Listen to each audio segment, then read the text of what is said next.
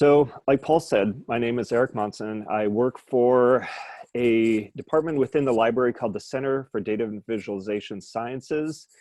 I'm a data visualization specialist, but my training is in the sciences. I have a PhD in applied physics. I did a lot of fluorescence microscopy, but over the last 12 years or so, I've been helping different groups around the university do different sorts of data visualization. That's anywhere from computational immunology to art history.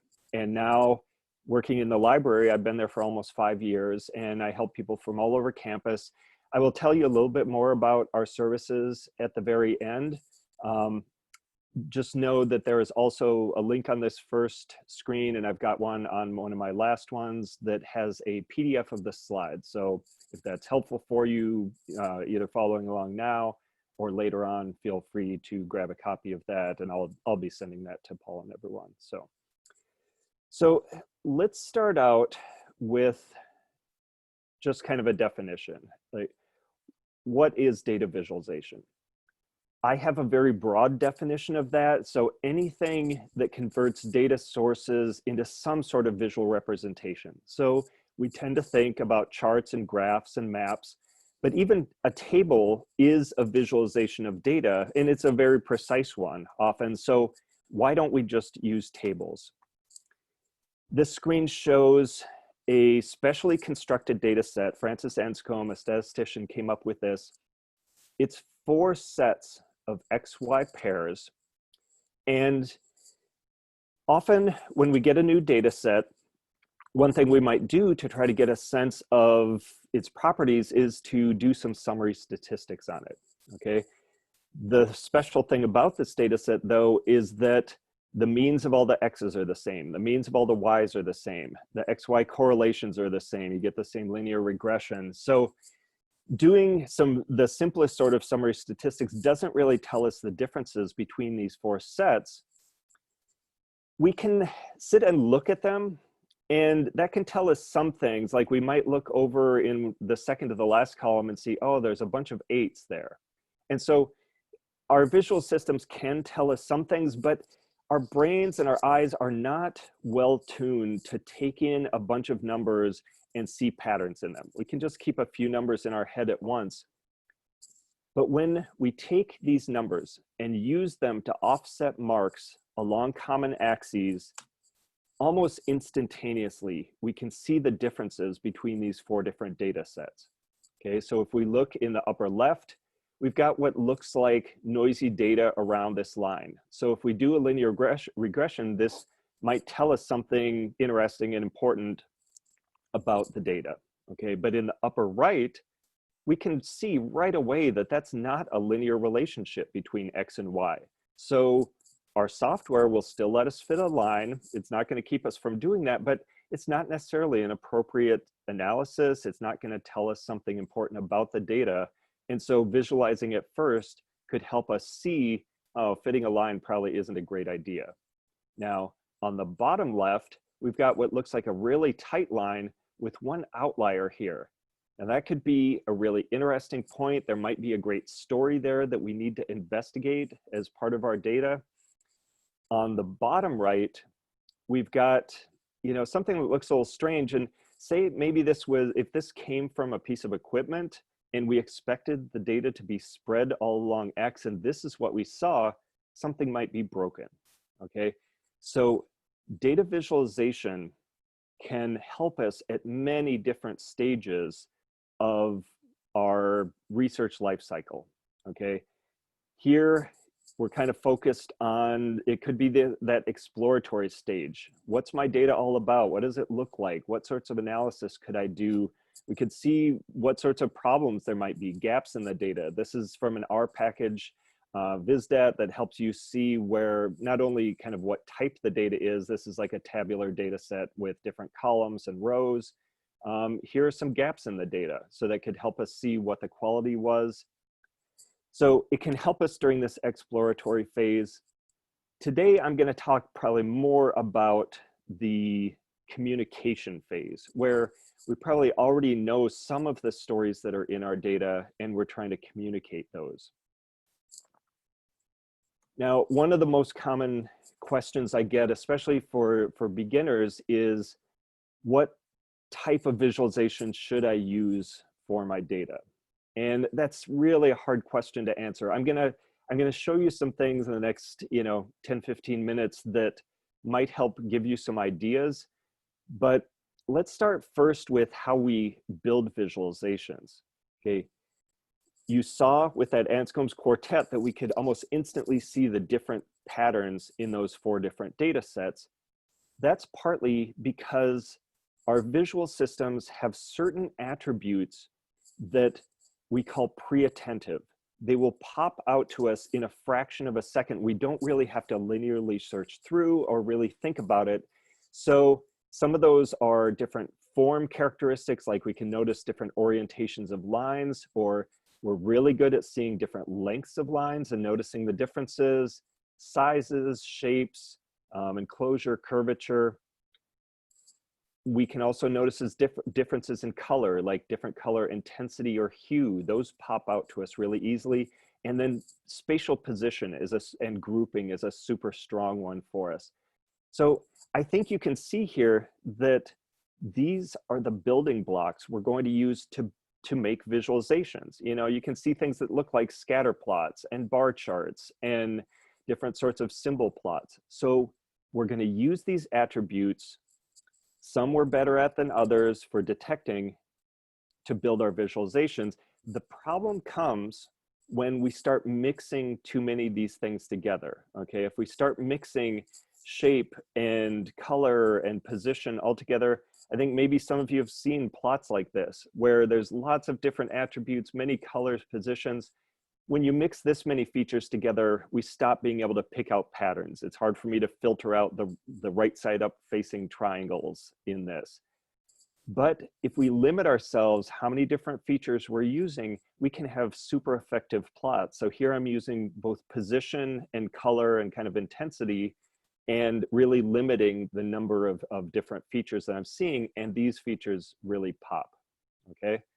So when we think about what types of charts to choose, we're partly thinking about these attributes, and we end up with a set of visualizations that are classic because they work really well. Okay, some people start to feel like, oh, I've seen these over and over again, but it's because they work really well. So if your data, if you have some sort of categorical data and a number that you're trying to bring across, you don't need to necessarily end up there, but you should probably start with a bar chart. So here I've got 3 different locations in the library and their average temperature over the year. And you can see, I can notice very small differences in these bar lengths because they all have a common baseline. And so I would start with a bar. If you have a date and a time and some sort of number that you're trying to get across, a perfect starting place is a line plot. Okay, you can see here a line chart. Bars really need to start at 0 because we compare the lengths of the bars and their relative lengths. Lines and scatter plots, things like that, symbol plots, you don't necessarily need to start at 0, and we can fit lots of different curves on the same axes, so that's really handy, comparing different categories.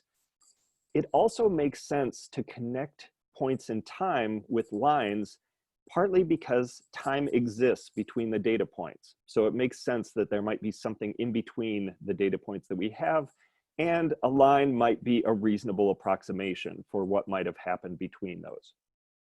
Finally, if you have 2 numbers that you're comparing to each other and you're thinking the word correlation, probably start with a scatter plot. We're really good at, humans are really good at actually quantitatively judging the amount of correlation between 2 variables looking at a scatter plot, okay? But these aren't the only choices, and so how do we decide? I'm going to show you a big series of examples on a really simple data set that it's some variations on a short article that was in Nature Methods a few years ago. The bottom line is that with all of this variety of different types of plots we can do, the important thing to think about is which comparisons do I want to make easy for my audience? Usually that means putting the easy comparisons close to each other. We'll see different forms, but you have to decide. Within your data set, there's lots of different comparisons that can be made. And so you need to decide what's the most important ones and how can I make that easy for my audience? All right, so here's the table of numbers we're gonna start with. It's just 25 numbers. The original article had 5 different items in 5 different categories, and I just tried to make this a little bit more concrete. So I have 5 different vegetables, and then 5 different kind of characteristics that they might have. And you can think of these numbers as maybe the number of people that voted that these vegetables, that they were quite green, or that they were yellow, or how cheap they were, how tasty, or how gross, okay? Now, as we saw before, a table is a really effective way to see precise differences in numbers. So we can see all these small differences here. You might be able to notice some other patterns, but our eyes aren't great at picking out the other visual patterns. One thing we could do is turn these numbers into the intensity of a color and get what we call a heat map, okay?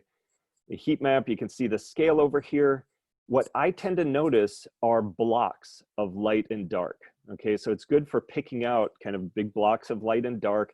We don't tend to see slight variations, and we have to realize that although this is nice and compact, I really like this form for being compact and kind of like the table, our perception of lightness and darkness and color is really strongly affected by what other colors and darknesses are around, okay? So we can't really compare very quantitatively colors, but we can notice patterns of light and dark.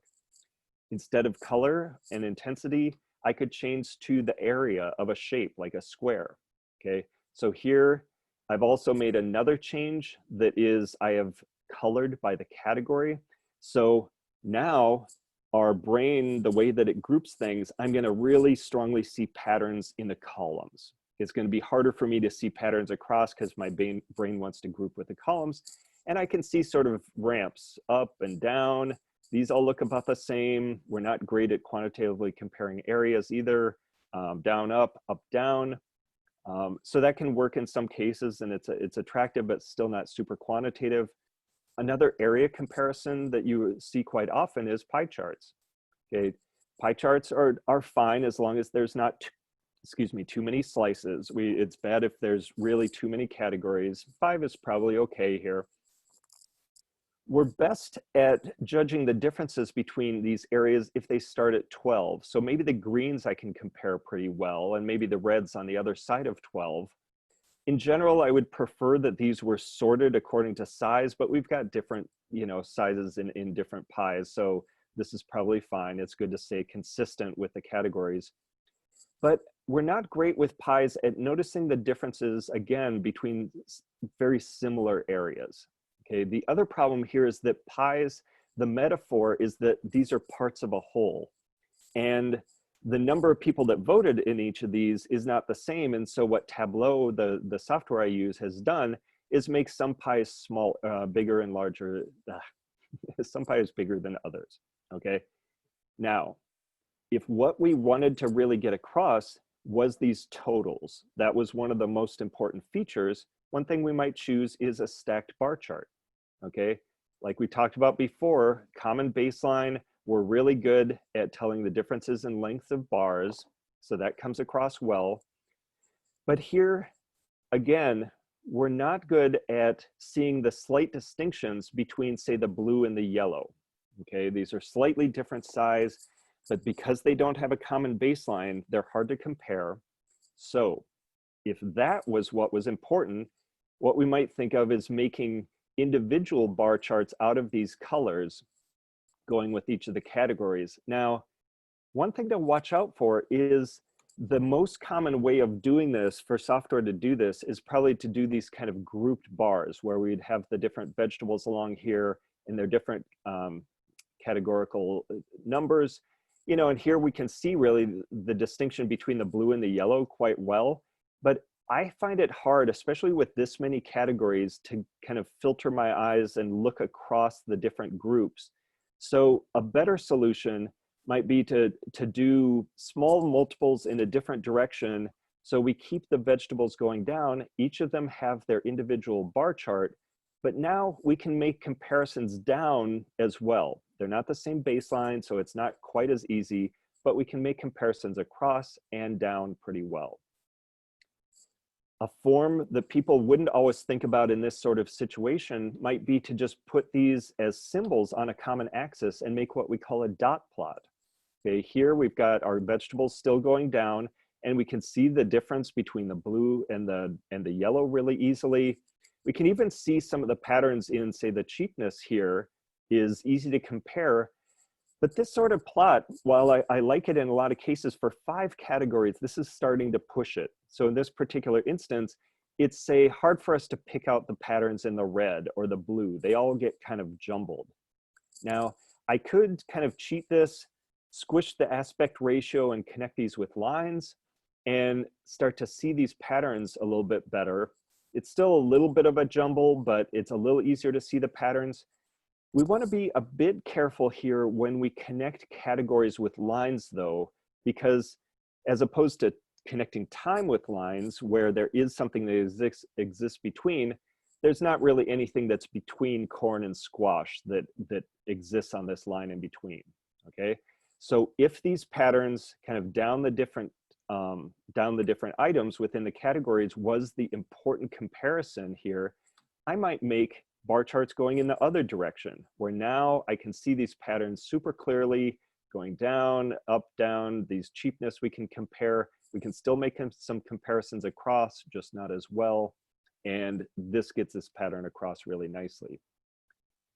In some instances, the identity of the items isn't important, it's just the distribution of values. And so in that case, we might do something like just plot a symbol for each of the items and compare the fact that, oh, look, cheap is a really tight distribution and all these are much more broad, okay? Here we only have 5 points, so this doesn't exactly make sense, but if we had a lot of points, we might consider going to something like a box plot, which would summarize the distribution and give us a median and upper and lower quartiles and show us some extreme values.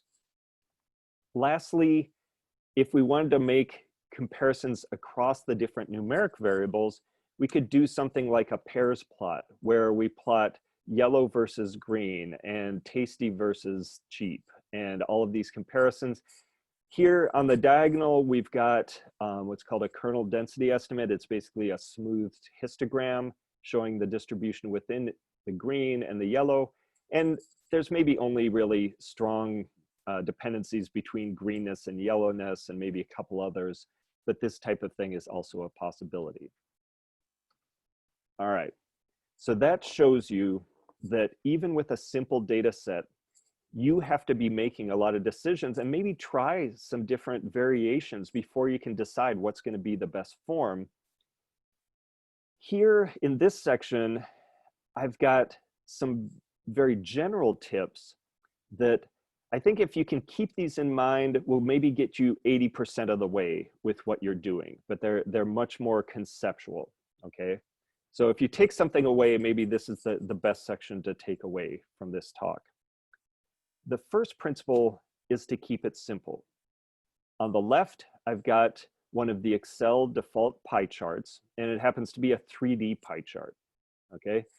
The 3D nature is meant to be eye-catching, and it is, it gathers my attention, but the principle behind a pie chart is that the area of the slices and the area that we detect with our eyes and brains is proportional to the data values.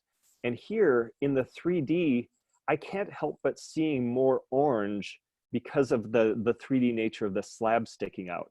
So the 3D actually distorts the data and is kind of bad. I mean, it's really, the point is to get the data across and have people make comparisons, and this distorts it. So keep it simple and just stick with 2D. 3D bar charts are also not great. You have lookup problems. Sometimes some bars obscure others. So just stick with 2D. The second part of keep it simple may not be quite as obvious. It's this legend here. And this is very common on a lot of our plots. But we are probably already trying to explain something complicated to people, either in a talk or a paper or poster. If they, during their explanation, are trying to jump back and forth and say, okay, wait, yellow is technical, gray is clerical, wait, which blue is service, and compare the sizes, that extra cognitive load on your audience keeps them from understanding as well. So just label things directly. Okay, here it's the pie slices. This also works great for, often for line charts, trying to get away from the legend and just labeling the lines directly. Now, the third part here that I changed is the colors. I kind of simplified the color scheme, and that leads into the second principle. Don't waste color. Save color and use it to draw attention to the story that you're trying to tell. Okay, so on the left, I've got a perfectly fine bar chart. It's current Duke employment by generation. I've got veterans, baby boomers, Gen X, millennials, but the software chose a different color for each of the bars. And the colors themselves are fine, but we don't need the colors to help tell the bars apart. They're already separated in space with a label. So why not save color? And here what I've done is use it to make the comparison that I wanted to highlight. And the point of this figure was to compare millennials to the rest of the generations. So I colored millennials in a much higher contrast, high impact color, and then used a much more neutral color for the rest of the bars. I used kind of a beige here or a khaki color. Light gray would be a great choice. Some people say light gray is the most important color in data visualization because of this principle, and we'll see it used a couple other times throughout the talk, okay? So I used color to draw attention to my story, and that's the third point, is every figure should have a purpose. And my argument here is that the purpose should not be just to show the data.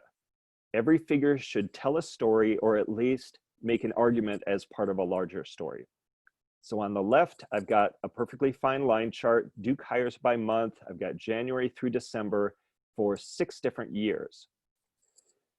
But the point of this chart in this context was not so people could compare, say, 2012 to 2013. It was to talk about this big peak. So I simplified the colors. All the lines are the same. People don't need to be able to tell them apart. It's more about the distribution of the lines. And I added annotations that weren't there by default. I added this gray bar to draw people's attention. And then this text, hires always peak in July, which is the start of Duke's fiscal year. Okay, so you need to think about with each figure, why is it there? What pattern do I want people to be perceiving? You choose the chart according to making that pattern easy to perceive, and then you make design decisions that help lead people in and really be able to detect what you're saying. Now, some people have, especially scientists, have a little bit of a problem with some of these, like the colors and adding all the annotations, because we're taught that we shouldn't bias people, okay? But it doesn't help anybody if they can't tell what they're supposed to be looking at in your figure. They don't know what the story is. People just get confused.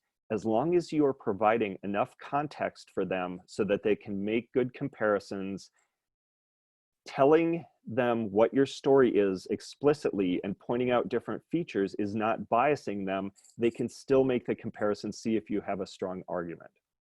All right. The next series of things is, I say common missteps. Sometimes it's just trying to get around the defaults of the software that might hide patterns in the data. Okay. The first one is the default ordering for things like bar charts is always going to be alphabetical in the categories. And it's a reasonable default. Alphabetical is good for lookup, but in this plot, which is different sales by state, you know, the patterns of high and low are really kind of hidden here. All we have to do is sort the bars by their magnitude. Most often it's going to be largest to smallest. And we can much more easily see how this drops off, make comparisons, and for free, we end up getting a ranking of the states out of this. Now, there are other cases where we may not have a single column or a single set of numbers to sort by, but the alphabetical ordering still hides the patterns. Here it's some gene expression in different bacteria phyla. And you can see it's a heat map. There's different highs and lows, but it's really hard to see the patterns. We can do slightly more complex things than just sorting, like hierarchical clustering, that will look at all the values across the rows and cluster according to those. And then we can order by that clustering and see so much more clearly, oh, we've got this block of 3 that's kind of similar. We got a block of 4 down here that's kind of similar. We got other ones in between. And now the pattern is much more clear. Tables can be very useful for getting across different categorical and numerical information, but we saw before that it's a little hard for us to see patterns in them, and they're really notorious in papers and posters for hiding patterns in data. Okay, this particular table I just copied and pasted out of someone's paper draft, and it's got a few different problems that we want to address. The first one is the text. Okay, they have done what's called fully justifying the text, so it's aligned on both the right and left, and that's supposed to make it more neat looking, but in practice, what it almost always does is just make it harder to read and ugly by putting in these big white gaps. Okay, so just left align your text most of the time. The second problem is that our eyes are drawn to high contrast horizontal and vertical lines, so I tend to notice the grid lines here more than what's contained in the cells, which is the important information. The last part is that the important values are sitting over here in these 2 columns, but not only are they not very visual, they're also a little confused by the fact that, or kind of somewhat obscured by the fact that we've got this comma p equals and then the p-value in each of these cells. It's great that they put the p-values there because that's some context for the statistical significance of the values, but just visually there's a lot of confusion that we need to address. All right, so I took this, I copied and pasted it into Excel and did some reformatting, and it's not perfect, but I think this is a much stronger figure, much stronger table. So you can see I've left aligned the text, so the white gaps are gone. I've gotten rid of a lot of the grid lines. I've just kept a couple of the big divisions, and those are now gray rather than black. So they're a little bit, even the ones that are left are de-emphasized. Really importantly, I've made the important numbers visual with this conditional formatting. So it's made bars out of them. So I can see the change in the numbers much more clearly. But I've also started to do something that is a little higher level, and it's really important. I want you to try to do this with your figures. Try to start creating a hierarchy of information. So here the most important things, whether it's certain words in the descriptions or certain values, I've made bold. It really stands out more. Some things I've left normal, and then some things I have de-emphasized. They're still there, people can see them, but I've turned them gray. Okay, so I have 3 levels of hierarchy here to help people notice what I think are the important patterns. Remember though, that tables are like any other figure. You can add annotations to them. So I can point out to people, these are the significantly impacted residents. And this gets around this problem that I just hate it when I walk up to a poster and I see a table in the middle, and I know it must be important because it's taking up a bunch of space, but it's just this big sea of gray, and I don't know what I'm supposed to be looking for. Make it clear to people what they should be looking at. I told you before that I think figures should not just be there to show the data. Okay, just showing all the data doesn't tell a story. This is a figure from the New York Times. We've got, it's a plot of jobs since the recession, either increased or decreased. And then I've got different industries, either higher wage to the right or lower wage to the left industries. And this is a bit of a cheat. You know, this particular plot was kind of the splash screen, and it was meant to just show all the data, okay?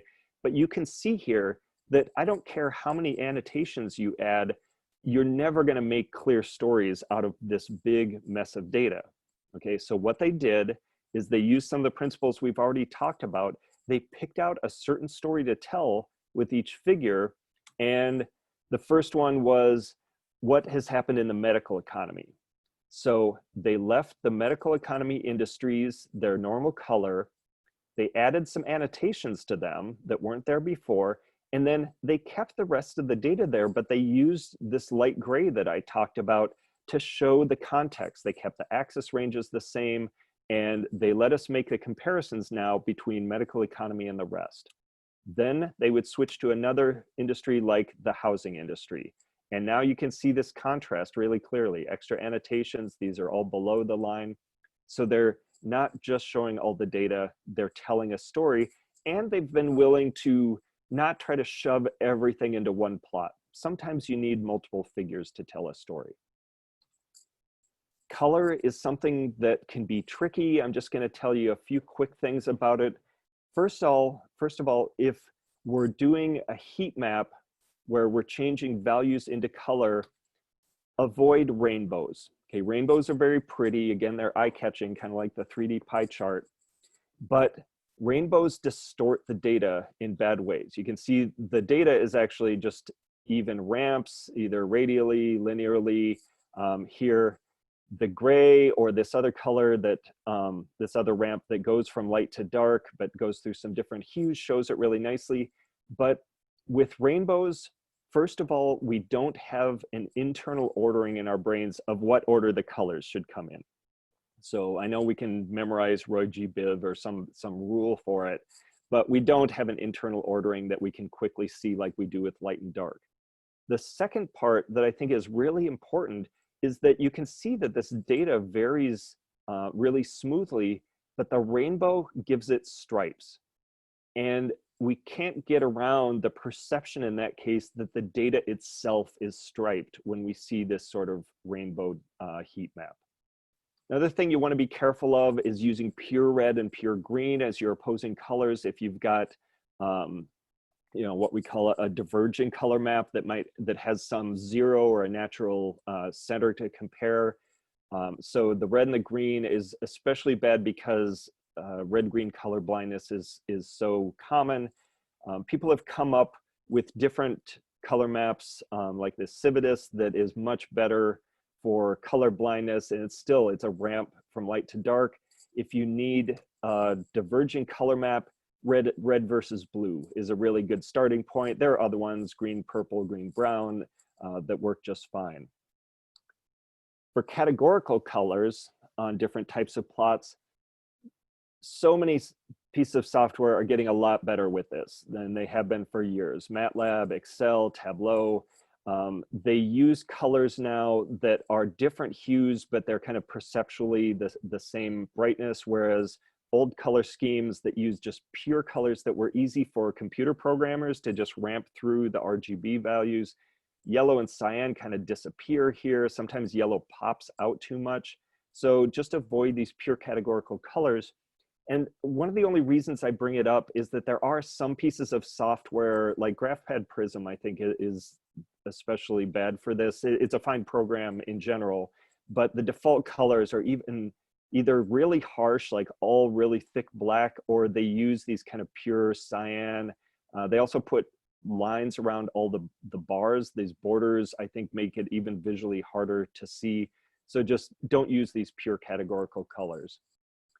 When you get into something like making posters, these days, any school you go to, any company you work for will have a style guide for colors that you use. And here on the screen, you see Duke's branding guide, where within the colors section, they have not only the main Duke blues, but they have what's called their extended palette, where they have some nice bright highlight colors that go with their color schemes, and then another set of much more muted colors to use as, you know, information that you want to de-emphasize but still be there, or for grid lines or things like that.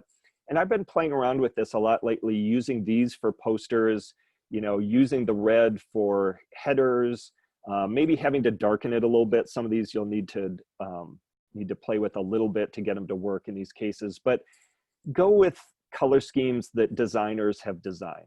I think that's a lot better bet, since I'm not an expert in color and you might not be either. Text is also an area that can be tricky, but should be super helpful when it's there. There's things like some bar charts will, especially if the text is long, will be made either with vertical text, which is harder to read, or diagonal text, which is not only a little hard to read, but hard to associate with which bar. If you have long text, just try to make your bar charts horizontal. We can still compare the lengths really easily, and it's a lot easier to read the text.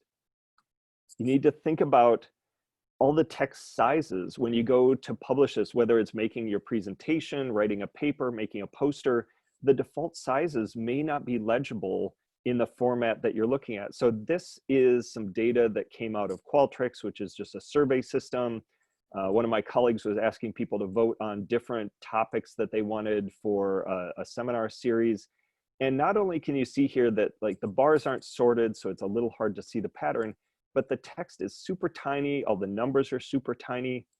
Sometimes you have to go away from the defaults and make it look almost cartoonish on your screen with great big numbers so that at the final size when it's printed, say on a poster, people can stand a few feet away and still see what the numbers are. Another point here was that the text from the questions was quite a bit of text. It's a little hard to quickly read through it. And so when she changed this to present, she did a bunch of good things. Okay, first of all, sorted the bars, used color to highlight one of them, but then she also summarized the text so that people could much more quickly get the ideas. Titles on your slides or your header sections or your figures are some big text that is in a very noticeable spot. In this society, we read from top down and left to right, and so any text that's right up at the top here is going to be noticed right away. So use that to help tell your story, not just describe what's being plotted. So on the left, we see accuracy versus color and shape. Okay, so that is what's being plotted. We've got accuracy, we've got color and shape and some control, sorry. But on the right, we say accuracy improved by color, not by shape. This active title really helps people move into the figure, understanding what our story is. And then if we've given them enough context, they can decide whether we have a strong argument. In posters, I tend to see things like this where we've got figures and a lot of really important information is down in some bullet points or captions underneath. Now, not only is this a lot of information to take in and maybe too many details, I hit these figures and I say, okay, the color's kind of helping me, but what am I supposed to be taking away from this? Here, the author was able to change these around, and above each figure, she not only improved the colors, so I think it's easier to tell which one is the important one to compare to the rest, but she added titles that are much more active. Okay, dual agonist treated group responds to glucose spike more efficiently than the other dose. Okay, so now I know what the story is that used to just be buried in a little caption. When we're making things like posters or we're doing presentations, people don't have time and won't have the attention to read through a lot. If we're presenting a slide, people are going to sit there and they're going to be reading all of the text rather than listening to us. So it's important to start trying to replace some of the text with visuals and make it simpler. This is another panel from the same poster where, again, she had a lot of great information, but it was a lot of details that not everybody would be interested in. It's hard to pick out which ones are most important. She had some nice figures here, but in talking it over, and she did some hard work redesigning, she was able to move from this to this. Okay, still has the important figure, still has the essential pieces of information, but she's made choices, simplified it, and made this much more visual, and now people can absorb it in a poster much more quickly. Sometimes it's not data we're visualizing, but other information in the form of diagrams.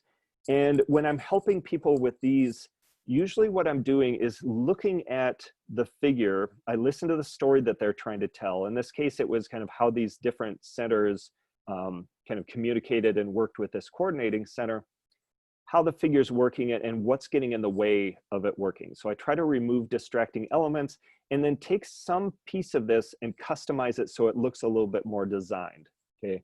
So looking at this first, the first thing I notice is a lot of distracting lines, dark lines that are gathering my attention. We've got some kind of overly fancy double lines here. We've got some color gradients that look more kind of 1990s style. So we tend to go with solid colors these days. We've got some small alignment issues. I'm not sure if you can see these on your screen, but even little misalignments, even if people can't kind of explicitly pull this up as, oh, I see these alignment problems, they're going to get a feeling of sloppiness or unprofessionalism that you just don't want them to take away when maybe they're, you know, you want them to give you a job or give you some grant money or something. You want to bring across this professional style. And so when you get to the end, really pay attention to all the different alignments. Finally, we have these arrows. And this is a slightly older version of PowerPoint that was used, but I think we can all tell that this kind of lighter blue with a darker blue border is just the default shape in PowerPoint. So here, it would look slightly more customized and slightly more designed if I just took these and say made them a lighter gray with no border. I think that would be better and it would look more designed and less default. I decided to take those elements and kind of tweak the shapes a little bit in PowerPoint to make them more customized. So I went from this to this version. No borders, solid colors, nice alignments. And you can see here that I'm not sure it works 100%, but I decided to tweak the arrows and make them slightly more designed. And then I just matched their color to the boxes they were connected with, and it makes it look like one flowing shape. Now, when I'm constructing things like this from scratch, first of all, lots of sketching first before you ever go to the software. Sketch out ideas on a whiteboard, on paper, go through different drafts. You can very quickly do that sketching, even if it takes you, you know, 5 or 10 minutes to do a sketch. That's still much shorter than in the software, and software kind of constrains you. You start doing things in PowerPoint and it's hard to compose there. So sketch a lot first. I tend to use Adobe Illustrator when I'm doing my diagrams for that final rendering, just because it has a little more flexibility and control. So there's things like I can put different elements on different layers, lock them so I won't accidentally select them. But really, PowerPoint works just fine for diagrams. Here, what you're seeing is the rough draft that this guy came up with. His boss wanted him to do this diagram in PowerPoint for some reason. So we started with this, we talked it through, and we were able to get to this version, which I think looks very professional. And this is just in PowerPoint, okay? It's just a bunch of shapes and text boxes and lines, and PowerPoint works just fine for that, okay? So with all of this, you need to think through your story, you need to look at the versions of things that come out and see whether they're communicating what you want. And part of this process is what we're going to do at the end here. We're going to go through something that I go through with individual people or with small groups. Here it's a much larger group, but we'll still try to do it a little bit, is to go through a critique together with your colleagues, okay? And I run these in a very specific way. We always start with what's working well, okay? What do you like about it? What do you think is working well? Partly we do this because often it's people in the room that have worked hard on these things, and we don't want to just start off with harsh things. That's not helpful. But the second point to this is that I want you to practice looking at work that is good and being able to not just say, ooh, that looks nice, but explicitly identify, why is that working well? Why do I like it? Why do I think it's doing a good job? And to be able to then use those types of techniques and features in your own work, okay? So in a second, we're gonna look at a figure that I just got in my email a couple months ago that was sent through by Durham County. And it's, you know, it's got some problems, but we're gonna start with what works well, what do you like about it? Then I explicitly switch over and we'll talk about what's not as effective as it could be. What are some ideas for different forms or different design decisions that might make it a more effective figure? And then that can lead us to improvements. And sometimes we have to just try these things and we don't know what's gonna work. But once we have ideas, we try them, we compare to the original and see whether we think it's better or not, okay? So we're gonna try to do this in the chat. I am going to try to pull the chat up too, but Greg is going to help me here. So we will look at this figure that the title says average satisfaction rating for major categories of services. We've got Durham County versus large US average. We've got a bar chart, 4 different years. Look at this and tell me some things that you think are good, that you like, that you think are effective. And they can be even simple things, just, you know, good choices that they made or good defaults that they stuck with, whatever it is.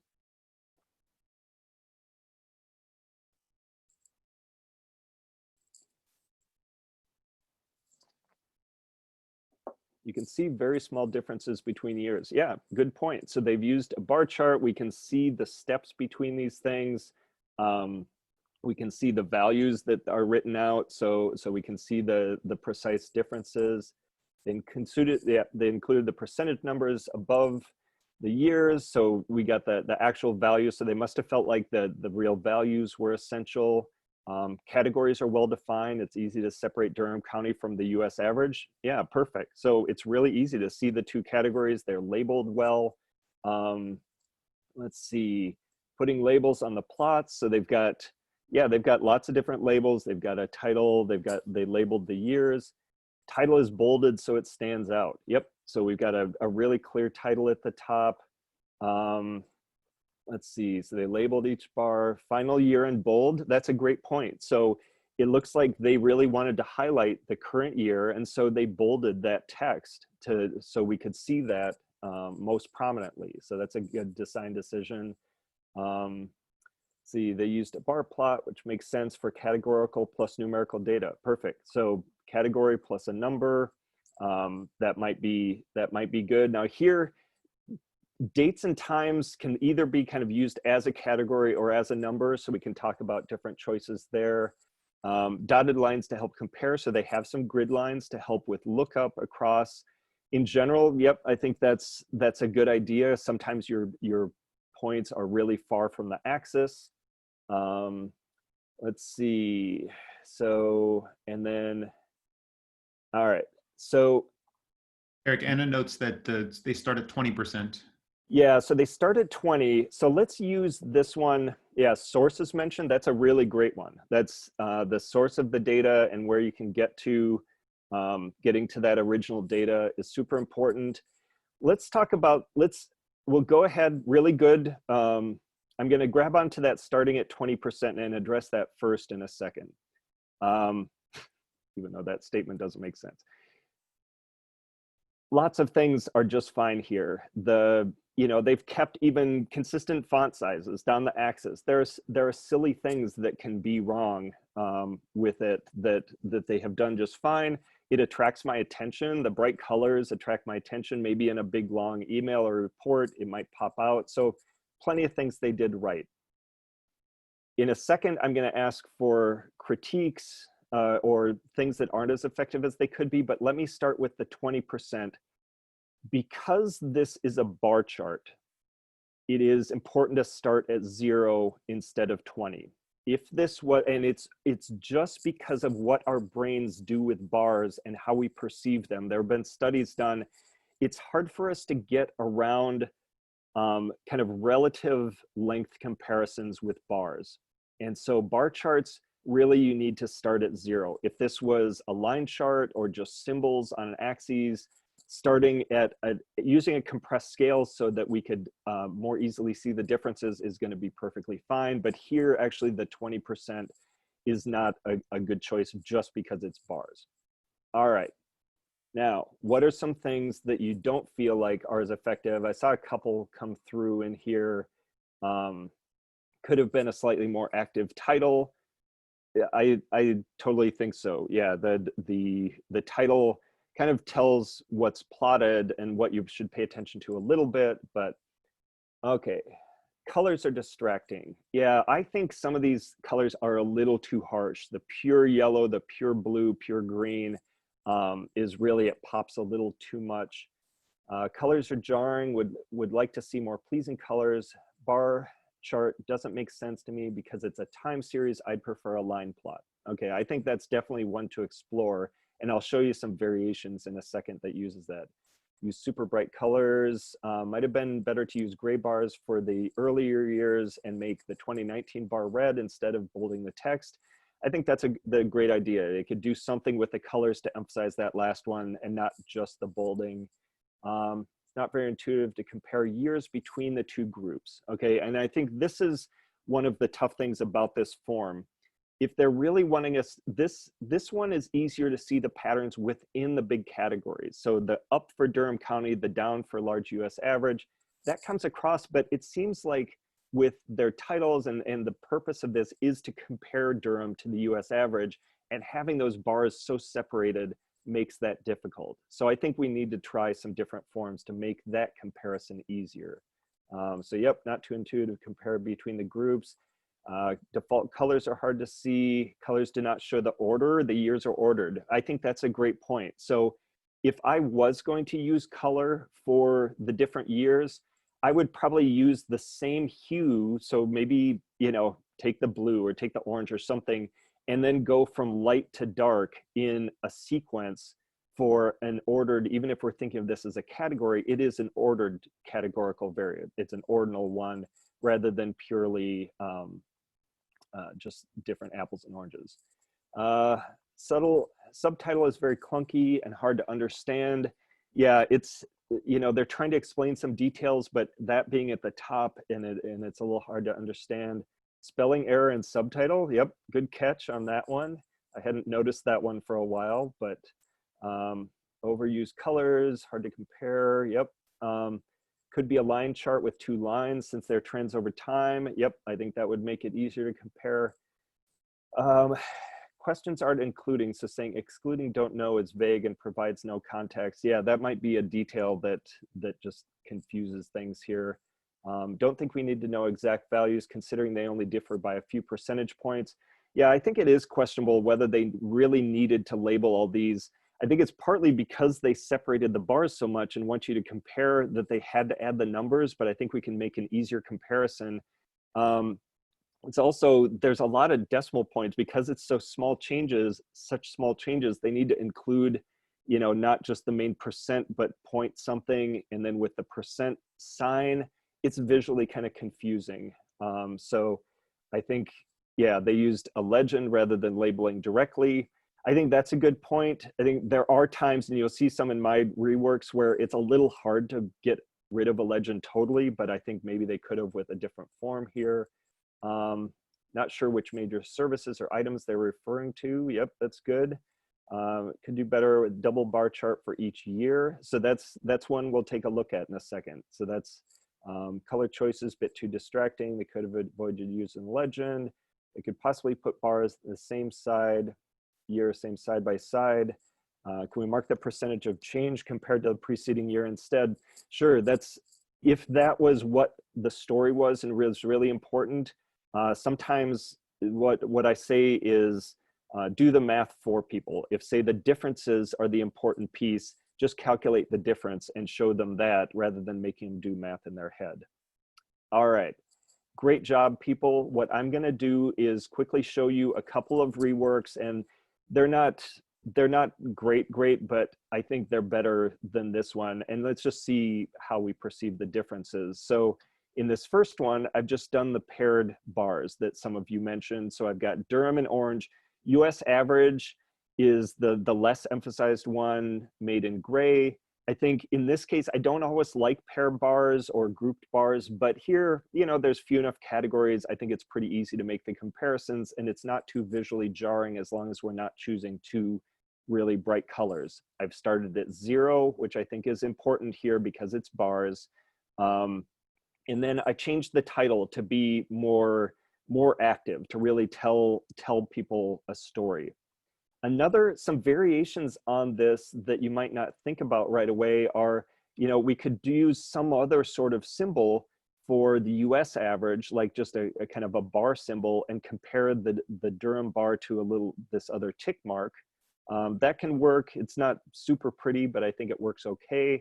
One that I like doing actually is these kind of one bar inside of another bar. So the US average is the inside one, And I think it's easy to make the comparisons here. This gets towards what's called a bullet chart, where you might also put some different statistical measures in the background. I think this works okay, but I think it is probably more natural, because this is a time series, to use a line chart. And so here you can see the line of Durham versus the US average. Because it's lines, I've been able to squeeze in the axis range so we can see the differences better. I've made Durham a little bit more bold, not only in the color, but the line thickness and the text thickness. Here, partly because it's a line, I've been able to label directly rather than having a legend. I haven't played around with any like gradient of color or anything. There's other things you could do. But one more variation I want to show you is that if the differences, what about the significance of the change? How would we show that? I mean, you can have different things, like you could label the p-values of the comparisons if that was appropriate, if you had some real statistical measure. But one thing that you could do is highlight the difference rather than the actual value by making this kind of dot plot that we call a dumbbell chart when we have the little connector between the two. So I've got Durham versus US average, and I'm not sure which one is better, which I would go with, but I want you to see some of the different possibilities. And then, yeah, if you come across other things you need to communicate, just get in touch with me. Very quickly, I'm part of the Center for Data and Visualization Sciences in the library. There's 7 of us that cover 5 different support areas. We help people find published data sources like census data. We help people with R and Python and some data transformations and cleaning. We have 2 specialists in mapping and GIS. The data science part, I'll say we're not heavy in analysis. So kind of subject-specific analysis, sometimes we can't cover.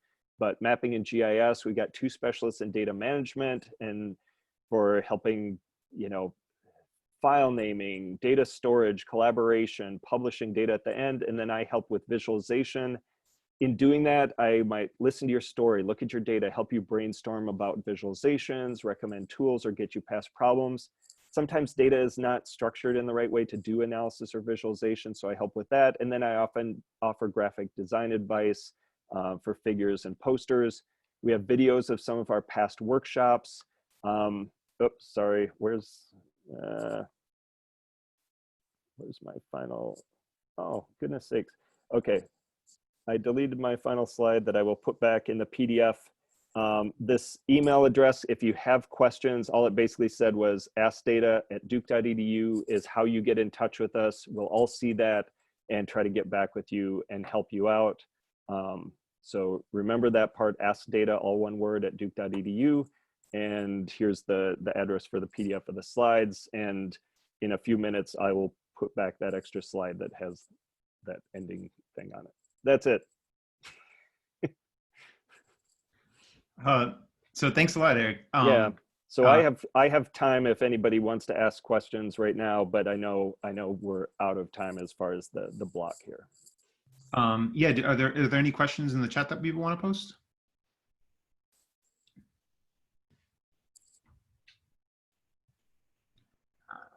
Eric's put his contact up. Oh, here we go. So is your department available to help students during the summer remotely? Yes. Yeah, we're around, and we'll just, you know, some things over email, some we'll set up Zoom meetings and talk to you and see if we can help. So just use that askdata@duke.edu address, and that easy. Cool. Anything else? All right, well, thank Eric with our emojis or in the chat or however you want to do it. And thanks for listening, guys. And yep, keep in touch. Yeah, thanks a lot. And so there was a question if you could send a link to your slides. I copied the link. I can put it in our Slack channel, but you said you'd also forward it you said you'd also forward that along, right? Yeah, I can send you guys the link too. Great. All right. Cool. All right. Thanks. Thanks a lot, everyone.